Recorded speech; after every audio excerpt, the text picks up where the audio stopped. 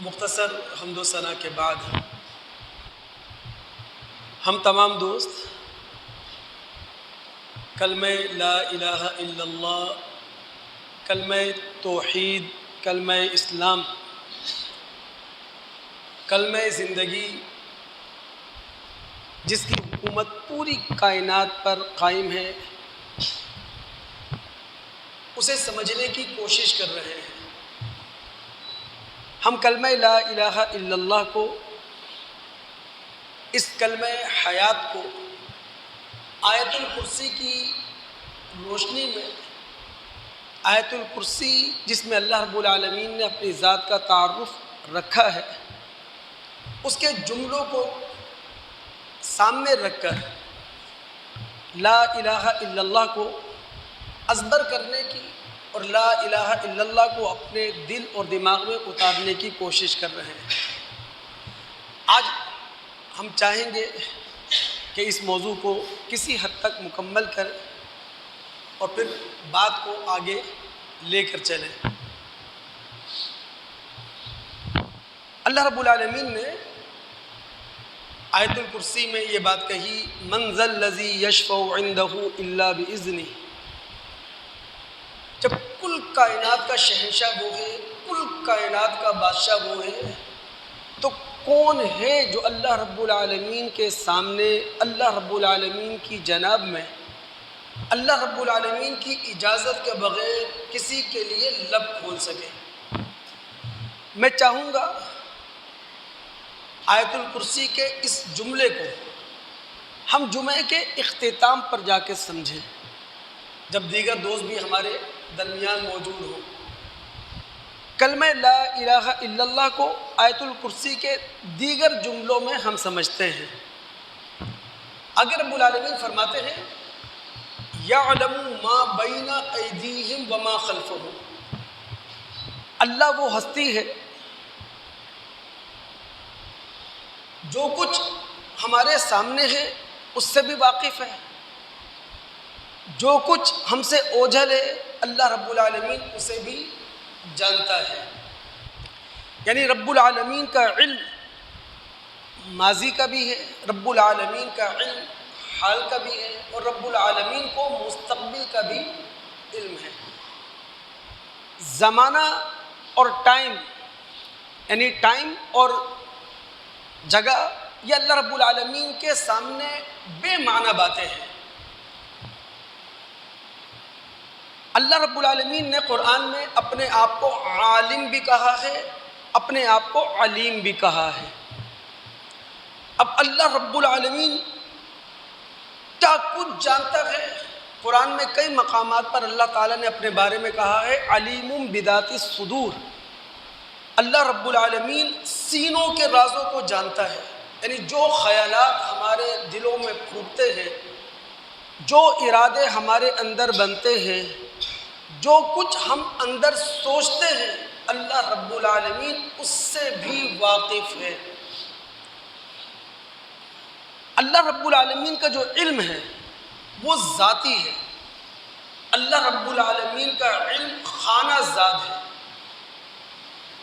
نعوذ باللہ، اللہ رب العالمین حصول علم کے ذرائع کا پابند نہیں ہے، محتاج نہیں ہے۔ دیکھیں، ہم انسانوں کے پاس جو علم آتا ہے وہ کسی نہ کسی ذریعے سے آتا ہے۔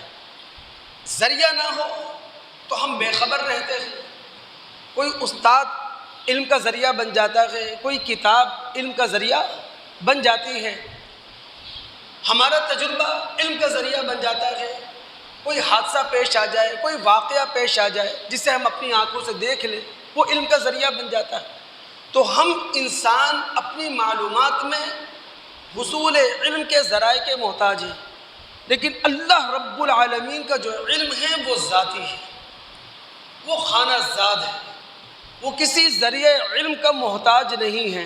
اگر سورہ حشر کی آیت نمبر 22 کا آپ مطالعہ کریں تو رب العالمین وہاں فرماتے ہیں هو اللہ الذی لا الہ الا ہوا عالم الغیب والشہادہ هو الرحمن الرحیم۔ اللہ وہ ہے جس کے سوا کوئی معبود برحق نہیں ہے، وہ غیب کو بھی جانتا ہے وہ شہادہ کو بھی جانتا ہے، یعنی جو کچھ سامنے ہے اسے بھی جانتا ہے، جو کچھ تمہاری نظروں سے اوجھل ہے، جو کچھ تم سے پوشیدہ ہے، اس سے بھی اللہ رب العالمین واقف ہے۔ اور اللہ رب العالمین کی رحمت جوش مارتی ہوئی رحمت ہے۔ اللہ رب العالمین کی رحمت دائمی ہے اور ہمیشگی رکھنے والی ہے۔ اللہ رب العالمین کا علم جب ذاتی ہے، خانہ زاد ہے، وہ کسی ذریعے علم کا محتاج نہیں ہے۔ اللہ کے نبی علیہ الصلاۃ والسلام نے اسی لیے لا الہ الا اللہ کے بارے میں ایک بڑی پتے کی بات ہم مسلمانوں کے سامنے رکھی تھی۔ مشکات کتاب الایمان، معاذ بن جبل رضی اللہ تعالیٰ عنہ اس روایت کے راوی ہیں۔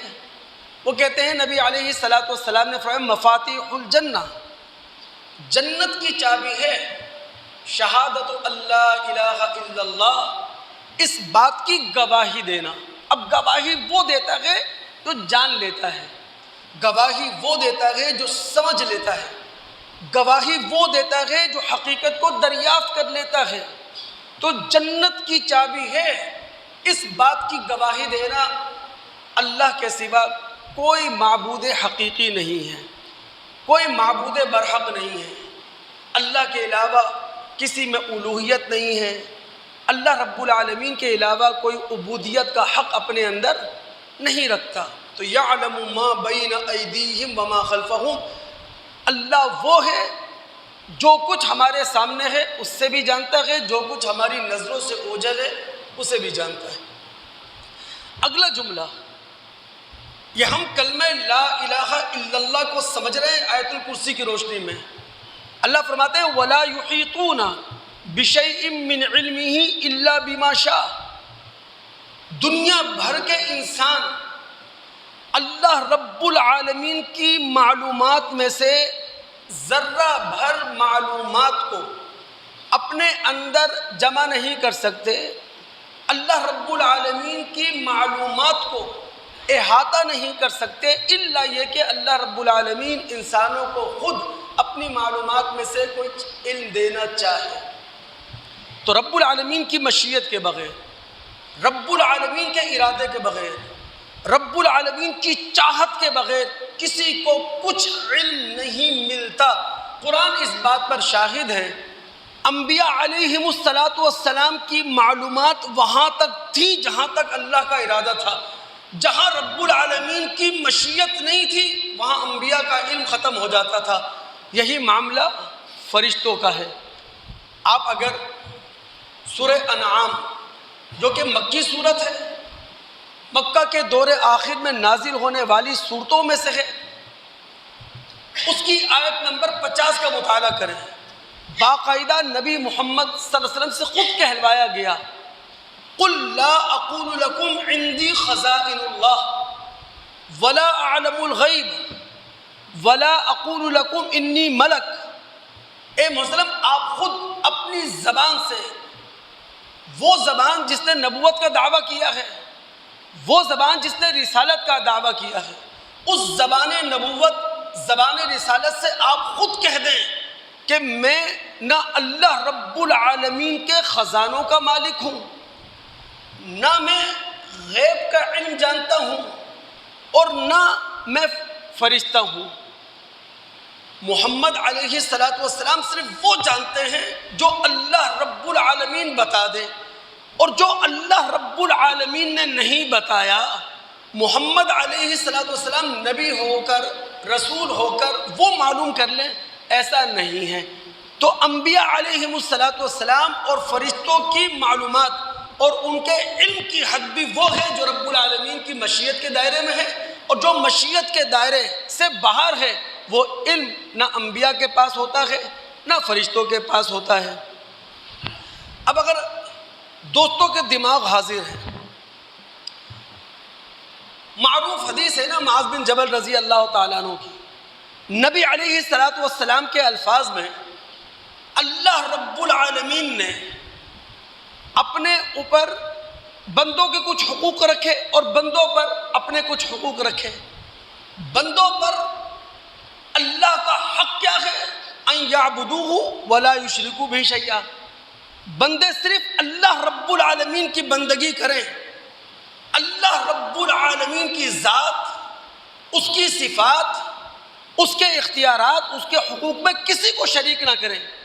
اور جب بندے اللہ رب العالمین کا یہ حق ادا کر دیں تو اللہ رب العالمین نے اپنے اوپر بندوں کا حق رکھا ہے، اور وہ کتنا عظیم اور بڑا حق ہے، اللہ يعذب من لا یشرک به شیئا، کہ اللہ رب العالمین اس شخص کو عذاب نہ دے کہ جو اللہ رب العالمین کی ذات، صفات، حقوق اور اختیارات میں کسی کو شریک نہیں کرتا۔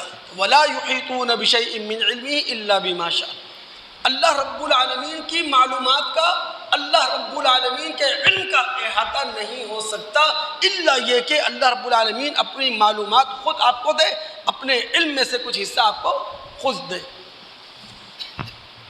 دوستو یہ سائنس ہے کیا؟ سائنس تخلیق کا نام نہیں ہے، سائنس کریشن کا نام نہیں ہے، بلکہ سائنس لا آف نیچر کو ڈسکور کرنے کا نام ہے۔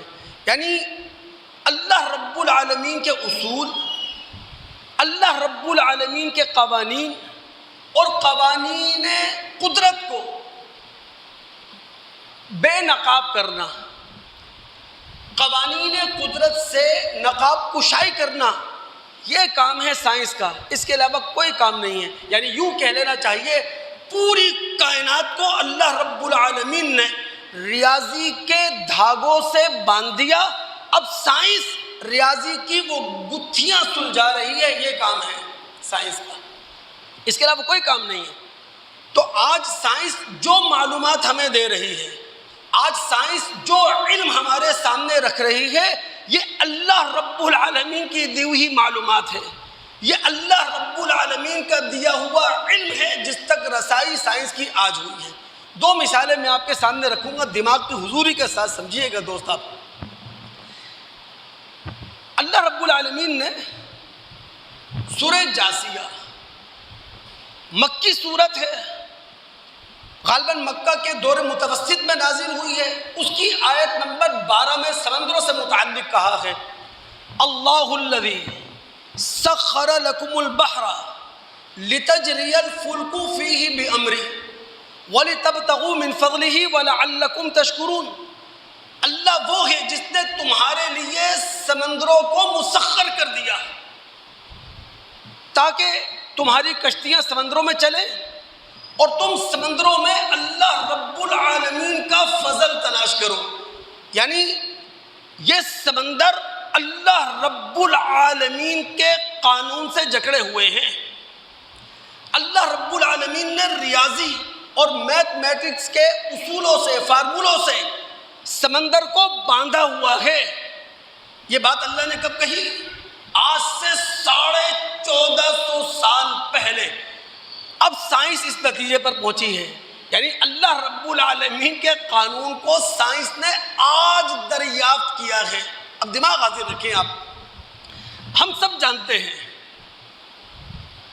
زمین کا 71% حصہ پانی ہے۔ زمین ایک گول کرہ ہے جو ڈبل روٹیشن گردش کر رہا ہے، یعنی اس کی دوہری گردش ہے۔ 1,08,000 کلومیٹر فی گھنٹہ کی رفتار سے زمین اپنے مدار میں گھوم رہی ہے، اور 1670 کلومیٹر فی گھنٹہ کی رفتار سے زمین اپنے محور پر گھوم رہی ہے، یعنی ڈبل گردش ہے زمین کی۔ ہونا تو یہ چاہیے تھا زمین کے سارے سمندر ختم ہو کے رہ جاتے ہیں، لیکن اللہ رب العالمین کا اصول، سمندروں کے نیچے زمین کی غیر معمولی کشش ہے، اور سمندروں کے اوپر 5 میل تک ہوا کا موٹا غلاف ہے، جہاں ہوا نے اپنا دباؤ بنایا ہوا ہے۔ اب نیچے زمین کی کشش ہے، سمندروں کے اوپر ہوا کا دباؤ ہے، جس کی وجہ سے سمندر اس ڈبل روٹیشن کے باوجود، دوہری گردش کے باوجود اپنی جگہ پر موجود ہے۔ اگر ایسا نہ ہوتا تو سمندروں کا پانی اب تک بخارات کی شکل میں ہوا میں تحلیل ہو چکا ہوتا۔ اسے اللہ کہہ رہا ہے اللہ الذی سخر لکم البحر، اللہ وہ ہے جس نے تمہارے لیے سمندروں کو مسخر کر دیا۔ تسخیر کا معنی ہوتا ہے طاقت کے ساتھ کسی چیز کو قابل استعمال بنانا، طاقت کے ساتھ کسی چیز کو قابل انتفاع بنانا۔ اب ایک اور سوال ہمارے ذہنوں میں آتا ہے نا دوست، چلے سمندر اللہ رب العالمین کے قانون کے پابند ہیں، اب ان سمندروں پر جو بڑے بڑے جہاز تیر رہے ہیں اس کے پیچھے کیا ہے؟ ہم چھوٹی سی سوئی ڈالیں ہیں، وہ سوئی ڈوب جائے، لیکن بڑے بڑے جہاز سمندر کا سینہ چاک کر کے ایک ملک سے دوسرے ملک، ایک بر اعظم سے دوسرے بر اعظم جا رہے ہیں، تو یہاں بھی اللہ رب العالمین کا آبی قانون ہے جسے ہائیڈرو اسٹیٹکس کہا جاتا ہے۔ اسی کا ایک شعبہ ہے بوئنسی۔ بوئنسی یہ پانی پر اللہ رب العالمین کا غیر معمولی قانون ہے، اور وہ قانون کیا ہے؟ پانی میں جب کوئی چیز ڈالی جاتی ہے، وہ چیز جتنے بڑے ایریے کو کور کرتی ہے، جتنے بڑے ایریا کو گھیرتی ہے، وہاں اپ ورڈ پریشر پیدا ہوتا ہے، جس کی وجہ سے جہاز پانی کی سطح پر تیرنے لگتے ہیں۔ اسی کو اللہ تعالیٰ نے کہا ہے ہم نے سمندر تمہارے لیے مسخر کرے لِتَجْرِيَ الْفُلْكُ فِيهِ بِأَمْرِي، تاکہ اس میں جہاز اور کشتیاں تیریں، وَلِتَبْتَغُوا مِنْ فَضْلِهِ، اور تم اللہ رب العالمین کا فضل تلاش کرو۔ ہم سب جانتے ہیں اس وقت دنیا کا 80% کارگو جو ایک جگہ سے دوسری جگہ منتقل ہوتا ہے وہ شپ کے ذریعے ہوتا ہے، سمندری جہازوں کے ذریعے ہوا کرتا ہے۔ ایک اور چھوٹی سی مثال میں آپ کے سامنے رکھوں نا، کہ سائنس کوئی نیا کام نہیں کر رہی، اللہ رب العالمین نے جو علم انسانوں کو دے دیا ہے، اللہ رب العالمین نے جو معلومات انسانوں کو دے دی ہے، سائنس اسے دریافت کر رہی ہے۔ سورہ اعراف اس کی آیت نمبر 54 ہے۔ دوستو یاد رکھیے گا، سورہ اعراف مکہ کے دور آخر میں نازل ہونے والی صورتوں میں سے ہے، یعنی آج سے 1450 سال پہلے اللہ رب العالمین نے کہا تھا یغشی اللیل النہار یطلبہ حثیثا، اللہ رب العالمین رات کو دن پر ڈھانپ دیتا ہے اور دن رات کے پیچھے دوڑے چلے آتا ہے۔ یہ 1450 سال پہلے اللہ رب العالمین نے کہا۔ اب ہوا کیا؟ 12 اپریل 1961 ہے، روسی خلاباز یوری گگارین یہ پہلا خلائی سائنٹسٹ ہے جو خلا میں گیا ہے۔ روس کا بنایا ہوا خلائی جہاز تھا ووسٹوک 1، اس کے ذریعے یہ زمین سے 187 میل بلند ہوا۔ اس کی جہاز کی اسپیڈ تھی 18,000 میل فی گھنٹہ، یعنی 1.5 گھنٹے میں یہ زمین کے گرد چکر لگا رہا تھا۔ اب جب یوری گگارین اپنے خلائی سفر سے واپس آیا تو اس نے اپنے بہت سارے مشاہدات لوگوں کے سامنے پیش کیے۔ ان مشاہدات میں سے ایک مشاہدہ یہ تھا کہ میں نے خلا سے دیکھا کہ زمین پر اندھیرے اور اجالے ایک دوسرے کے پیچھے دوڑ رہے ہیں۔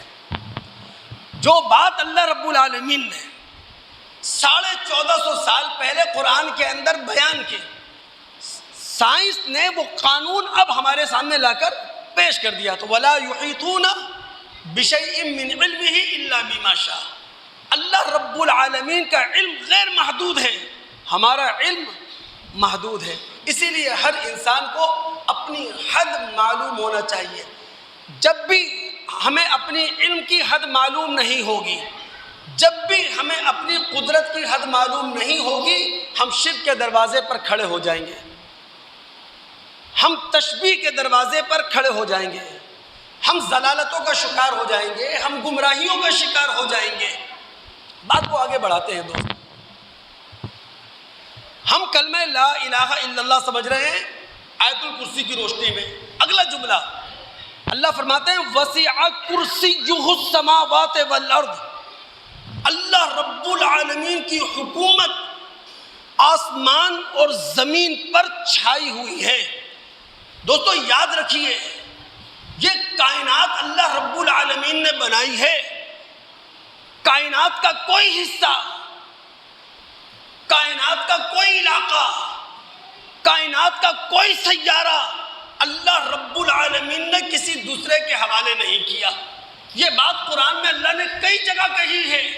میں صرف ایک مقام آپ کو سناؤں، سورہ فرقان مکی صورت ہے، اس کی آیت نمبر 59 ہے۔ رب العالمین فرماتے ہیں الذی خلق السماوات والارض وما بینہما فی 6 ایام ثم استوی علی العرش۔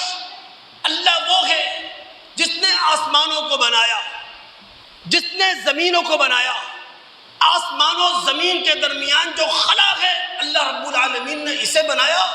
جب کل کائنات اللہ رب العالمین نے بنائی ہے تو کل کائنات کے تخت سلطنت پر اللہ رب العالمین خود جلوہ افروز ہوا ہے، نہ کہ رب العالمین نے کائنات بنانے کے بعد اس کے کسی حصے کی ملکیت کسی اور کے حوالے کر دی ہے۔ سورہ سجدہ آیت نمبر 5 میں آ جائیں، یہ بھی مکی صورت ہے۔ رب العالمین فرماتے ہیں یدبر الامر من السماء الى الارض۔ میں لفظوں میں بات کر رہا ہوں چونکہ میں نے شفاعت کے حوالے سے آخر میں جا کے گفتگو کرنی ہے، اس لیے توجہ رہے۔ یدبر الامر من السماء الى الارض، مکی صورت۔ اللہ رب العالمین فرماتے ہیں آسمان سے لے کر زمین تک ہر سیارے کی ان تدبیر ہم نے کی ہے۔ آسمان سے لے کر زمین تک ہر سیارے کا انتظام ہم نے کیا ہے۔ یعنی اللہ رب العالمین نے کوئی سیارہ، اللہ رب العالمین نے اپنی کائنات کا کوئی حصہ کسی کے حوالے نہیں کیا، نہ تدبیر کے اعتبار سے نہ انتظام کے اعتبار سے۔ وسع کرسیہ السماوات والارض، کل کائنات پر اللہ رب العالمین کی حکومت قائم ہے۔ دوستو یہ جو سائنسی اندازہ ہے نا کہ 125 بلین کہکشائیں ہیں، ہر کہکشاں کے 200 بلین ستارے سیارے ہیں، یہ صرف کائنات کا ایک ذرہ ہے۔ اچھا سائنس نے یہ اندازہ کیسے قائم کیا؟ ہم سب جانتے ہیں عام آنکھ سے جو ستارے سیارے ہم دیکھ سکتے ہیں وہ 10,000 ہیں۔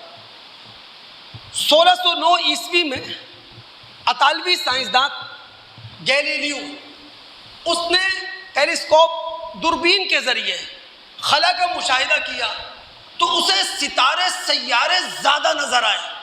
پھر زمانہ آگے گیا، اونچے پہاڑوں پر رصد گاہیں تعمیر ہوئی، آبزرویٹری بنی، وہاں بڑی بڑی طاقتور دوربینیں لگائی گئیں تو ستارے سیاروں کی تعداد بڑھ گئی۔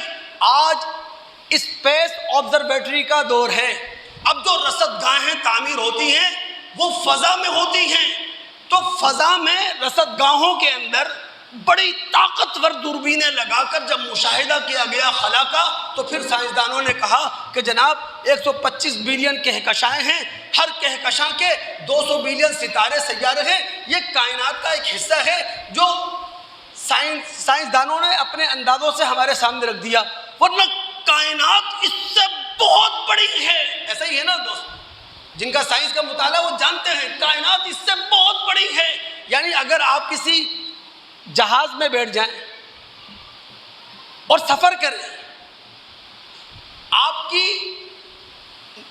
وہ عمر جو نوح علیہ السلام کو دی گئی وہ ختم ہو گئی، آپ کائنات کی سیر نہیں کر سکتے۔ کائنات وسع کرسیہ السماوات والارض۔ انبیاء علیہم السلام کی جو بعثت ہوتی تھی، انبیاء علیہم السلام جو وحی ہمارے سامنے رکھتے تھے وہ اسی اللہ رب العالمین کا راز بتانے کے لیے۔ دیکھیں نا، ہم انسانوں نے اس زمین پر آنکھ کھولی، ہمیں یہاں تخلیق تو نظر آئی، کریشن نظر آئی، کریٹر نظر نہیں آیا، خالق نظر نہیں آیا۔ ہم نے اس زمین پر آنکھ کھولی، ہمیں اس زمین کے ذرے ذرے پر ڈیزائننگ نظر آئی، ڈیزائنر نظر نہیں آیا۔ ہم نے جب اس زمین پر آنکھ کھولی تو کائنات کو ایک انڈسٹری کی طرح چلتا ہوا تو دیکھا، لیکن اس انڈسٹری کا انجینئر ہمیں نہیں معلوم چلا۔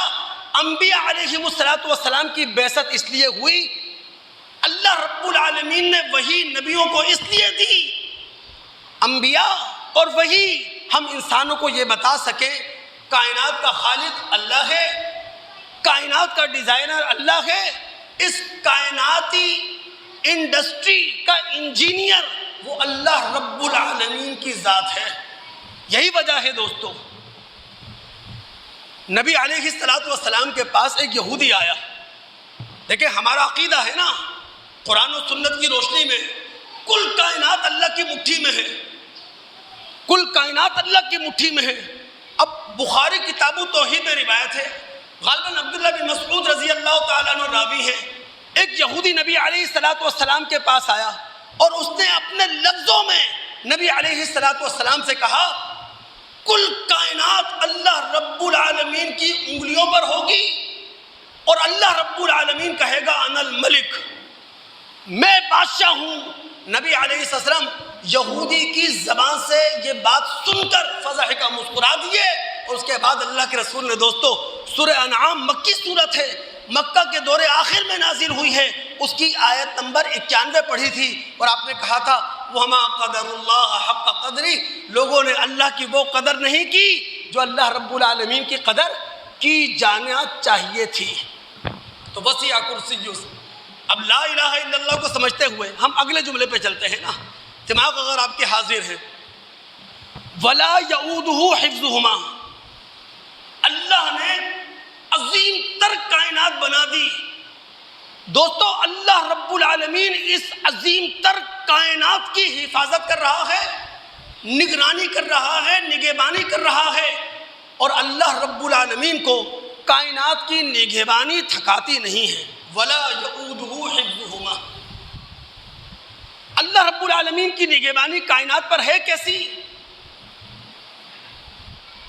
تھاٹ کنٹرول یونیورس، اللہ رب العالمین کی ذات پوری کائنات کو کنٹرول کر رہی ہے، رب العالمین کی ذہانت کائنات کو کنٹرول کر رہی ہے۔ اب کس طرح کنٹرول کر رہی ہے، ایک مثال سے ہم سمجھتے ہیں۔ ایک جاپانی موٹر کمپنی ہے ٹویوٹا، اس نے 2009 میں ایک ویل چیئر مارکیٹ میں پیش کی تھی، اور اس ویل چیئر کا نام تھا تھاٹ کنٹرول ویل چیئر، یعنی اس پر بیٹھ کر مریض ریموٹ کنٹرول سے ویل چیئر کو کنٹرول نہیں کرے گا، بلکہ اپنے دماغ سے کنٹرول کرے گا کہ جناب اس ویل چیئر کو کہاں لے کے جانا ہے، آگے لے کے جانا ہے، پیچھے لے کے جانا ہے، چلانا ہے یا روکنا ہے۔ یہ ایک چھوٹی سی مثال ہے جو مثال ہمیں بتا رہی ہے کہ رب العالمین کی ذات اور رب العالمین کی ذہانت کس طرح پوری کائنات کو کنٹرول کر رہی ہے۔ وَلَا يَعُودُهُ حِفْظُهُمَا، اور آگے چلیں آخری جملہ، وَهُوَ الْعَلِيُّ الْعَظِيمُ، اللہ رب العالمین کی ذات بلند بھی ہے، اللہ رب العالمین کی ذات عظیم بھی ہے۔ دوستو اللہ رب العالمین کی ذات اتنی بلند ہے، اللہ رب العالمین کی ذات اتنی عظیم ہے، اس کا علم غیر محدود، اس کی قدرت غیر محدود، اس کی طاقت غیر محدود۔ اب اگر ہم انسان اپنے اندازوں سے اللہ رب العالمین کی قدرت کو ناپیں گے، اللہ رب العالمین کی طاقت کو ناپیں گے، اللہ تعالیٰ کے علم کو ناپنے کی کوشش کریں گے تو گمراہ ہو جائیں گے۔ یہ شرک ہے کیا چیز؟ اللہ تعالیٰ کی صفات میں سے کسی صفت کو غیر مخلوق کے لیے، غیر خدا کے لیے ثابت کرنا، اللہ رب العالمین کی صفات میں سے کسی صفت کی جھلک کو غیر خدا کے لیے ثابت کرنا، اللہ تعالیٰ کی صفات، اللہ تعالیٰ کی صفات کی جھلک غیر مخلوق میں مان لینا، یہی تو شرک ہے۔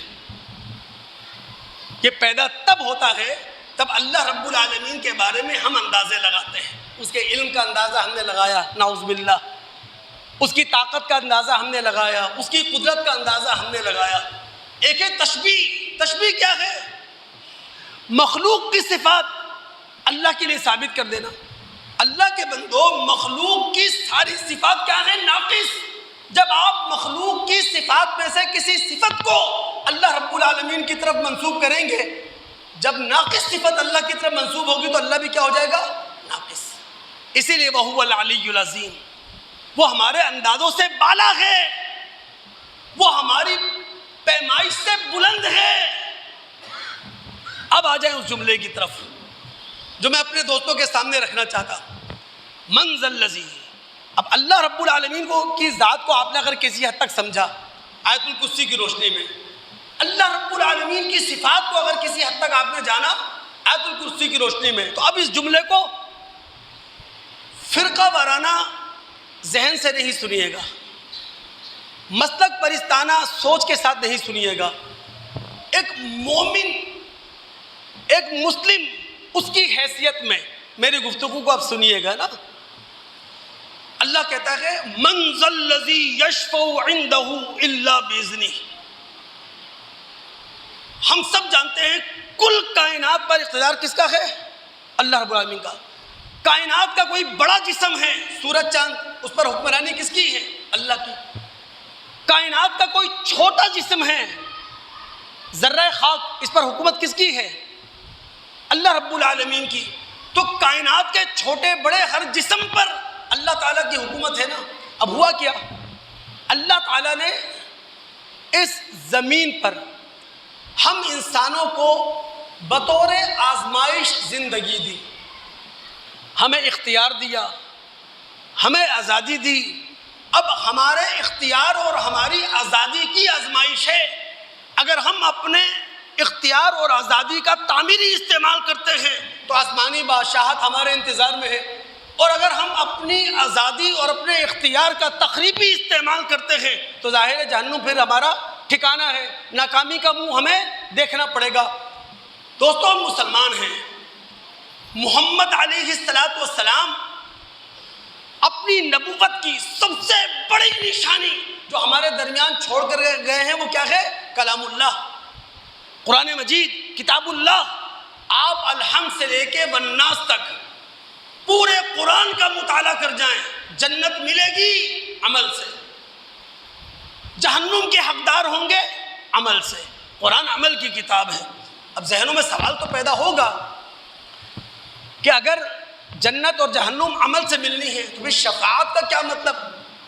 تو جس دوست کا مطالعہ ہے وہ جانتا ہے شفاعت صرف ان کے لیے ہے اللہ رب العالمین کی قانون سازی میں، اللہ رب العالمین کی دستور سازی میں، جن کے گناہ معاف کیے جانے کے قابل ہیں، شفاعت ان کے لیے ہے۔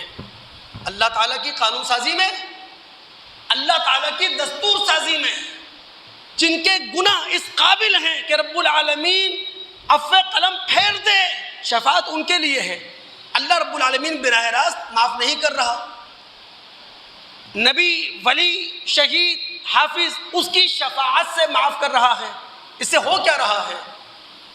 وہ جو کائناتی عدالت ہے، اس کائناتی عدالت میں شفاعت کرنے کا میڈل نبی کو پہنا دیا گیا، ولی کو پہنا دیا گیا، شہید کو پہنا دیا گیا، حافظ کو پہنا دیا گیا۔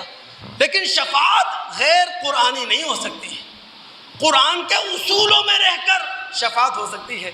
میں نے بہت بڑی بات کہی تھی دوستو آپ سے، پوری تاریخ انسانی میں، پوری تاریخ مذاہب میں جس عقیدے نے ہمارے صحیح عقیدوں کو بگاڑا ہے وہ شفاعت کا بھونڈا اور غیر قرآنی عقیدہ ہے۔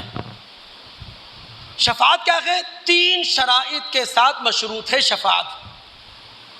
اب شفاعت کی جتنی بھی حدیثیں ہیں وہ قرآن کی ان 3 شرائط کی پابند ہیں، یعنی ان حدیثوں سے خلاف قرآن کوئی معنی ہم نہیں لے سکتے، ان حدیثوں سے قرآن کے خلاف جا کر کوئی عقیدہ، کوئی نظریہ ہم نہیں لے سکتے۔ بات سمجھ میں آ رہی ہے؟ شفاعت جب 3 شرطوں کے ساتھ جڑی ہوئی ہے تو شفاعت کی پہلی شرط کیا ہے؟ اذن الہی، اللہ رب العالمین کی اجازت ہوگی تو شفاعت ہے، اذن الہی کے بغیر، پرمیشن آف اللہ کے بغیر شفاعت ہے ہی نہیں. یعنی یہ ہو نہیں سکتا جس کا دل چاہے گا منہ کھول دے گا، جس کا دل چاہے گا لب کھول دے گا، جس کا دل چاہے گا کچھ کہہ دے گا. نہیں، شفاعت کے لیے قرآن کی پہلی شرط یہ ہے کہ پہلے رب العالمین سے اجازت ملے گی پھر کوئی شفاعت کرے گا. یہ جو آیت الکرسی سورہ بقرہ کی آیت نمبر 255 ہے، اس میں اللہ نے کیا کہا؟ من ذا الذی یشفع عندہ الا باذنہ، کون ہے جو اللہ کی بارگاہ میں، اللہ کی جناب میں اللہ کی اجازت کے بغیر کسی کے حق میں سفارش کر سکے، شفاعت کر سکے. ابھی ربیع الاول کی 4 تاریخیں اور ایک ماحول بنتا ہوا نظر آ رہا ہے. بہت، میں نے کہا فرقہ وارانہ انداز میں میری بات نہیں سمجھیے گا، سارے مسلمان میرے بھائی ہیں، میرے دوست ہیں، لیکن اگر کوئی بات غلط ہے، کوئی عقیدہ غلط ہے، کوئی نظریہ غلط ہے تو اس کی طرف رہنمائی کرنا میں اپنے اوپر فرض سمجھتا ہوں. ابھی 4 تاریخ ایک ماحول بننا شروع ہوا، 10 اور 11 کو آپ دیکھیے گا پیک پر ہوگا یہ ماحول، اور 12 پر جنون کی حدوں کو کراس کر رہا ہوگا.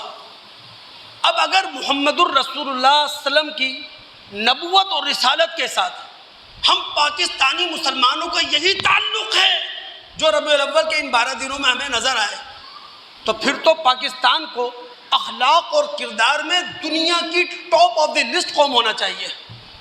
لیکن ایسا ہے نہیں. کیوں؟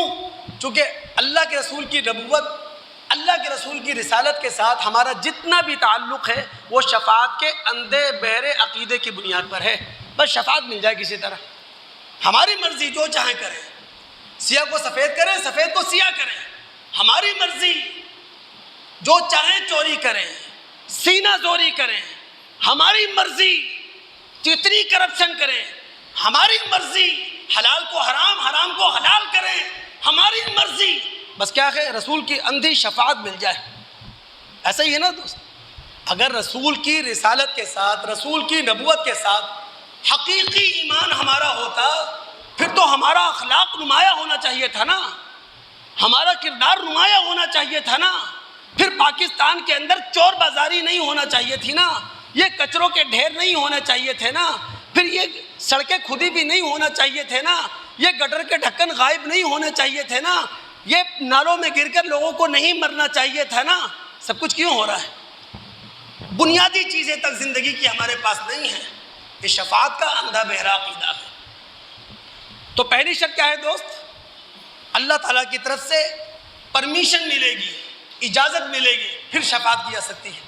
دوسری شرط، اللہ تعالیٰ جس کو شفاعت کرنے کی اجازت دے دے، چاہے وہ نبی ہو، ولی ہو، حافظ ہو، شہید ہو، وہ شفاعت صرف اس کے حق میں کرے گا جس کے حق میں اللہ شفاعت سننا چاہتا ہے. یہ بات اللہ نے قرآن میں جا بجا کہی ہے. آپ اٹھائیں سورہ طٰہٰ آیت نمبر 109 110، آپ اٹھائیں سورہ انبیاء آیت نمبر 28، آپ اٹھائیں سورہ نجم آیت نمبر 26، آپ اٹھائیں سورہ سبا آیت نمبر 22 اور 23. اور میں آپ کو مطالعہ کروا رہا ہوں سورہ سبا آیت نمبر 22 اور 23 کا. دماغ حاضر رکھیے گا، مومنانہ جذبے سے سنیے گا دوست.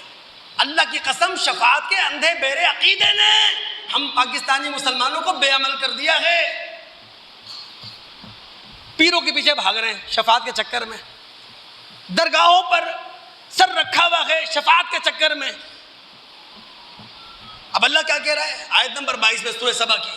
قُلِ ادْعُوا الَّذِينَ زَعَمْتُم مِّن دُونِ اللَّهِ لَا يَمْلِكُونَ مِثْقَالَ ذَرَّةٍ فِي السَّمَاوَاتِ وَلَا فِي الْأَرْضِ وَمَا لَهُمْ فِيهِمَا مِن شِرْكٍ وَمَا لَهُ مِنْهُم مِّن ظَهِيرٍ. اے رسول ان سے کہو اللہ کو چھوڑ کر جن جن کی پوجا پرستش کرتے ہو، عبادت کرتے ہو، انہیں پکار دیکھو.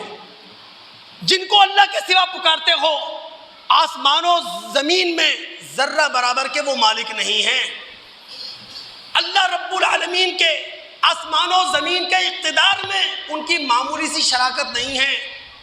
جن کو اللہ کو اللہ کو چھوڑ کر جن کو پکارتے ہو ان میں سے کوئی ایسا نہیں ہے جو اللہ کا مددگار ہو۔ یہ ساری باتیں کہنے کے بعد سورہ سبا آیت نمبر 23 میں اللہ نے کہا وَلَا تَنْفَعُ الشَّفَاعَةُ عِنْدَهُ إِلَّا أَذِنَ لَهُ، شفاعت کارگر ہوگی نہیں، شفاعت کام آئے گی نہیں اللہ کی بارگاہ میں سوائے اس کے حق میں جس کے حق میں اللہ شفاعت سننا چاہتا ہے۔ یہ دوسری شرط ہے۔ پہلی شرط شفاعت کی اجازت، دوسری شرط شفاعت صرف اس کے حق میں جس کے حق میں اللہ شفاعت سننا چاہتا ہے۔ آخری شرط کی طرف میں جا رہا ہوں، 1 منٹ دیجیے گا مجھے۔ پوری تاریخ انسانی میں جو بھی مشرک ہے چاہے اس کا تعلق کسی بھی مذہب سے ہو، آخر وہ توحید سے چڑھتا کیوں ہے؟ وہ صرف اللہ کے ذکر سے کیوں چڑھتا ہے؟ اس کی یہ نفسیات کیوں ہوتی ہیں؟ اس کا یہ مزاج کیوں ہوتا ہے اللہ کے ساتھ دوسروں کا بھی ذکر ہو؟ شفاعت کا اندھا عقیدہ، شفاعت کا بہرا عقیدہ۔ اللہ کے بندو سورہ زمر آیت نمبر 45، سورہ مومن آیت نمبر 10، 11، 12 کا مطالعہ کریں۔ رب العالمین فرماتے ہیں ان مشرکوں کا حال یہ ہے جب ایک اللہ کا ذکر کیا جاتا ہے ان کا دل تنگ ہو جاتا ہے، ایک اللہ کا ذکر کیا جاتا ہے یہ انکار کر دیتے ہیں، اور اگر ایک اللہ کے ساتھ دوسرے خداؤں کا بھی ذکر آ جائے تو پھر تمہاری بات مان لیتے ہیں، تمہاری بات سن لیتے ہیں۔ توحید سے چڑ ہر مذہب کے مشرک کو اس لیے ہوتی ہے کہ وہ شفاعت کے اندھے بہرے عقیدے سے جڑا ہوا ہوتا ہے۔ تیسری شرط کیا ہے؟ شفاعت کرنے والا جس کے حق میں شفاعت کرے گا وہ میرٹ پر شفاعت کرے گا، میرٹ کے خلاف شفاعت نہیں کر سکتا۔ یہ تھوڑی کوئی بھی کھڑا ہوگا اور وہ جو چاہے گا وہ کہہ دے گا، جو چاہے گا وہ کر لے گا، جہنمی کو جنتی بنا دے گا، بے عمل کو عمل کرنے والا بنا دے گا۔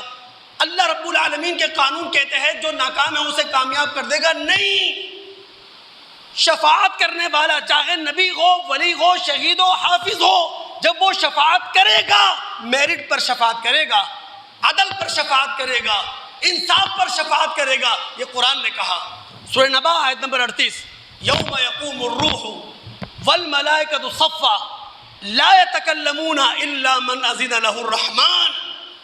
کل قیامت کے دن جبریل اور فرشتے صف در صف کھڑے ہیں، کسی کو مجال نہیں ہے خدا کی بارگاہ میں لب کھول سکیں، لب صرف وہ کھولے گا۔ کون کھڑا ہے صفوں میں؟ جبریل۔ کون کھڑا ہے صفوں میں؟ فرشتے۔